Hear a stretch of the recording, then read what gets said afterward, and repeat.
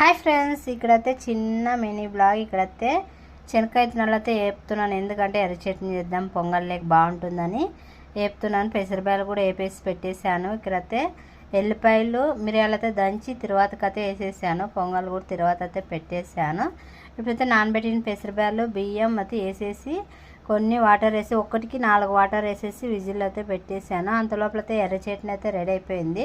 అది కూడా తర్వాత పెట్టేశాను. అయినాకైతే ఒక 3 విజిల్ పెట్టేసి కొంచెం ఉప్పు వేసేసి 3 విజిల్ అయితే పెట్టేశాను. మెత్తగా అయితే ఉడికిపోయింది. పిల్లలు అయితే ఇంకా స్కూల్కి అయితే లంచ్ బాక్స్ అయితే కట్టుకొని పోతున్నారు. పొంగలి చట్నీ అయితే కట్టబోతున్నారు. నేనైతే ఎందుకంటే ఇంకా ఈరోజు అయితే పొంగలే కట్టించేసాను, స్కూల్కి అయితే పోలేదు. అందుకోసం అయితే ఇక్కడ పొంగలి చట్నీ అయితే కట్టించేసాను. వీడియో నచ్చితే ఒక లైక్ అయితే ఇవ్వండి ఫ్రెండ్స్. సబ్స్క్రైబ్ చేసుకోండి, లైక్ చేయండి, షేర్ చేయండి, కామెంట్ అయితే చేయండి. పొంగల్ ఎలా ఉందో కామెంట్ అయితే చేయండి. ఇప్పుడైతే మీ పిల్లలు అయితే బాక్స్ అయితే కట్టేసాను.